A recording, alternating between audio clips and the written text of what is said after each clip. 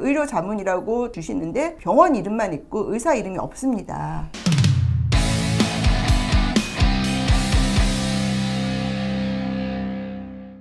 안녕하세요. 보험 전문 기자 김승동 기자입니다. 안녕하세요. 보험 전문 변호사 최혜원 변호사입니다. 보험금 받기가 갈수록 힘들어지고 있습니다. 여러 가지 이유가 있겠지만 그 중에 하나가 의료 자문 제도가 활성화되면서부터 고액의 보험금을 받기가 어려워지고 있다는 게 일반적인 사람들의 시선입니다. 보험금 청구를 하면요, 보험회사에서 어떤 경우에는 이거 좀 우리도 확인을 해봐야겠다, 암이라고 냈는데 이거 암인지 좀 의심스럽고 우리도 의사한테 좀 자문을 받아보겠다, 이런 거고요. 보험사가 이렇게 요구할 권한은 있습니다. 사실 기자인 제가 느끼기에도 약간 권한을 좀 남용하는 거 아닌가? 라는 생각이 들 때가 있거든요. 맞습니다. 의료 자문을 좀 남용을 하기 때문에 감독당국은 사실 이 부분에 대해서는 행정지도 같은 거를 해요. 예컨대 최근에는 의료자문 표준 내부 통제 기준이라는 것도 마련을 했고요. 손보협회나 생명보험협회를 보면은 의료자문에 대한 각종 통계치가 나와 있습니다. 그래서 무슨 회사가 의료자문을 몇 건 했고 의료자문을 해서 몇 건을 지급을 했는지 등등 이제 통계치가 나와 있습니다. 그 통계치를 사실 봤는데요, 제가 고객들한테 듣는 것보다는 좀 많이 지급한 걸로 나오더라고요. 그쵸? 통계치는. 단순 통계치만 보면은 의료 자문으로 가는 건수는 굉장히 적긴 해요. 근데 제가 피부로 느끼는 거는 고액일수록 의료 자문을 진행하는 확률이 높다고 하더라고요. 보험금 지급 건수 대부분이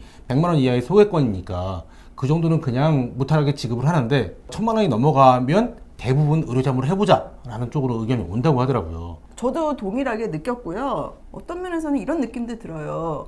옛날 같으면 의료자문 안 하고 줄 고액암이라도 통계를 위해서 사실 의료자문 대상조차도 안 되는 거를 자문을 시키는 경우도 있다는 말도 있고, 물론 이거 저희 개인적인 견해입니다만 되게 안타까운 것 같아요. 변호사님이 생각하시는 의료자문에 대한 문제점들이 뭐가 있을까요? 의료자문을 해야 되냐?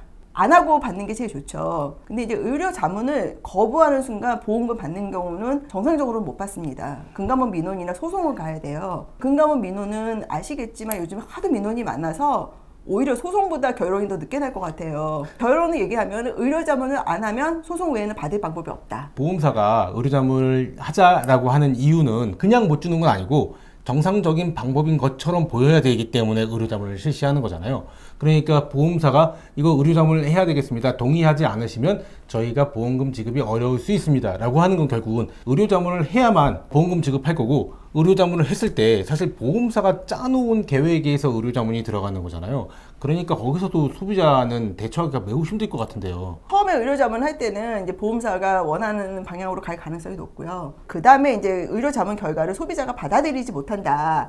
그러면 이제 제3의료기관에 자문을 하는 절차가 하나 더 있어요. 그쵸? 여기서는 좀 가능성이 미약하지만 있습니다. 환자가 주치의 쪽에서 이러저러한 진단이 나왔으니 이 진단을 토대로 보험금을 지급하세요라고 청구를 됐고, 보험사는 그거를 못 받아들이겠으니 우리가 의료자문을 하겠다라고 해서 보험사가 유리한 곳에서 의료자문을 진행을 한 거죠. 소비자 입장에서 이걸 못 받아들이면 제3의 의료기관으로 가자라고 되는 거죠. 의료자문 표준 내부 통제 기준이나 제3의 의료기관에서 의료자문을 받는 거는 양쪽이 모두 인정할 만한 그런 공정한 것에서 받는 거거든요. 여기를 통해서는 가능성이 아주 미약하게 있어요. 유의하실 점이 있어요. 공정한지는 소비자들이 개인별로 따져보셔야 되고요. 그 다음에는 내가 보낸 나한테 유리한 자료가 과연 다 갔는지 그 병원에, 그 부분도 확인을 하셔야 됩니다. 제가 본 사례 중에는 실수인지 고의인지는 모르겠는데 소비자한테 되게 유리하게 쓴 소견서가 누락이 됐더라고요. 근데 소비자가 그걸 알고 그 병원에 따로 제출했어요. 그런 식으로 적극적으로 대응을 하니까 결과가 좋았고요. 제가 알고 있는 사례 중에 하나는 대학병원에 지인이 계셨다고 하더라고요. 그 대학병원에 지인이 있는 걸 어떻게 보험사가 알았는지 그 대학병원은 제3의료기관으로 안 된다라고 그렇게까지 얘기를 했다고 하더라고요. 그리고 표준 내부 통제 기준 참고안 같으니까 100% 적용될 수는 없겠지만 거기에는 그런 내용이 있어요. 제3의료 자문을 할 때는 직전 1년간 의료 자문을 실시한 전문의는 피해야 된다, 이런 문구가 있습니다. 물론 이게 구속력이 있는 건 아니지만 많은 보험회사가 유사한 문구가 있을 것 같아요. 그래서 그런 것도 좀 한번 확인을 해보시고요. 제3의료기관에 갔을 때는 아주 적극적으로 대응을 하셔야 됩니다. 이제 하나 또 말씀드릴 거는, 제가 본 거는 한 90%는 그랬어요. 의료 자문이라고 저한테 주시는데 병원 이름만 있고 의사 이름이 없습니다. 저는 이거 인정할 수 없거든요. 전문가가 자기 이름을 못 대는 게 어떻게 자문입니까? 그래서 이 부분은 강하게 항의를 하십시오. 제가 소송을 하면 상대방이 의료 자문에 대해서 보험사에 유리하게 나왔다 증거를 제출을 합니다. 저는 강하게 반박을 하죠. 이게 어떻게 의료 자문이냐.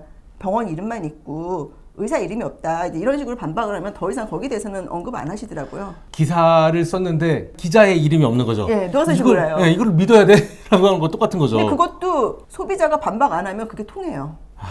우리 생각엔 판사님이 다 알아서 해줄 것 같죠? 전혀 안 그렇습니다. 예. 내가 주장 안 하면 옆에 판사님이 승소한 판결도 이 판사님은 그걸 모르는 거예요. 그래서 그 정확히 지적하셔야 되고요. 그 두 가지 정도만 체크를 하시면 내가 받은 유리한 자료들이 제3병원에 제대로 갔는지와 이 의료 자문 결과가 의사 이름이 없다. 이 부분은 명확히 확인을 하시고 그러면 조금 좀 객관적인 결과가 나올 수 있고요. 물론 제가 의료 자문을 해라 이런 입장은 아닙니다. 그런데 어쩔 수 없이 해야 되는 상황이 발생할 수 있지 않습니까? 제가 들은 얘기 중에는 이런 얘기도 있습니다. 병원에 계속 전화를 했더니 그 병원에서는 우리는 의료 자문 한 적이 없다. 이렇게 얘기를 해주는 경우가 있대요. 그런 거를 보험사에다 얘기를 했더니 보험사가 태도가 점점 변해가지고 결국은 받았다. 이렇게 얘기하시는 분도 계시고요. 의료자문 관련해서 사실은 할 얘기가 되게 많은데요. 수년 전에 의료자문이 처음으로 이슈화 됐을 때는 이게 뭐가 문제가 있지? 라는 입장이었어요. 사실 기자 입장에서. 보험사도 보험금을 제대로 지급하기 위해서는 의료자문을 해야지라고 했는데 취재 과정에서 이쪽 바닥에 전문가이신 분이 소송에 들어가서 의료자문을 했던 의사분하고 연락을 했더니 아까 말씀하셨던 것처럼 나는 의료자문을 한 적이 없어 라고 하셨대요. 진술을. 당연히 보험사가 패소를 했죠. 이런 사례가 드물게는 있습니다. 대부분은 그렇게 안 할 거라고 생각하지만 제가 들은 사례 중엔 있고 어쨌든 제가 실제로 하는 소송에서 공격을 했어요. 아 이게 무슨 의료 자문이냐 그랬더니 이게 제대로 된 의료 자문이면 반박을 해야 되잖아요. 그쪽은 더 이상 언급이 없더라고요. 그 다음에 이제 많은 분들이 궁금해 하시는 게 그 의료 자문을 갔는데 나한테 불리하게 나왔다. 그럼 나 소송 못하냐 이렇게 많이 물어보세요. 나한테 불리한 의료 자문은 불리한 자료는 맞습니다.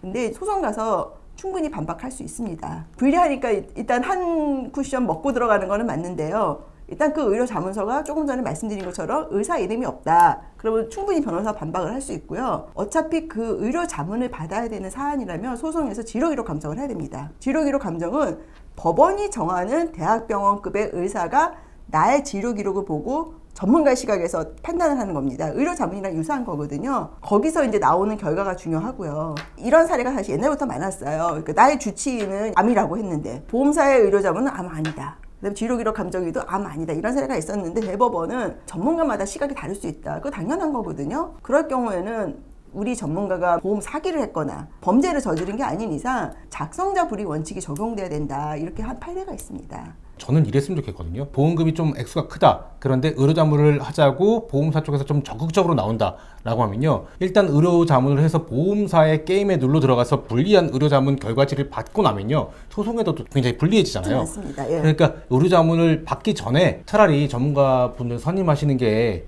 보험금을 지급받는데 훨씬 더 큰 도움이 되지 않을까라는 생각이 들어요. 그렇게까지 하시는 경우는 사실 저도 한 번인가밖에 없었는데 이분이 의료 자문 들어가기 전에 제 의견서를 받았어요. 근데 저희는 이제 의료 전문가는 아니지 않습니까? 네, 그렇죠. 의료 쪽에 대해서 의견을 쓸 수는 없고 지금 이 사람의 주치의는 A라고 판단을 하고 보험사는 B라고 한다. 근데 요 유사한 판례가 있다. 이럴 때 어떻게 판단해야 되는지. 그래서 그렇게 의견서를 썼더니 보험사도 이거 소송 가도 쉽지 않겠다 싶었는지 또 주시더라고요. 예. 만약에 의료자문을 하자고 할 경우에는 전문가부터 말씀을 좀 하셨으면 좋겠습니다. 그래야지 억울한 일이 좀 덜지 않을까라는 생각을 합니다. 의료자문 문제 저도 보기에 적지 않다고 생각합니다. 이 논쟁도 지속될 수밖에 없으니 일단 사항을 알아두시고 전문가분의 의견도 좀 많이 들으셨으면 합니다. 이상으로 오늘 방송 마치도록 하겠습니다. 감사합니다.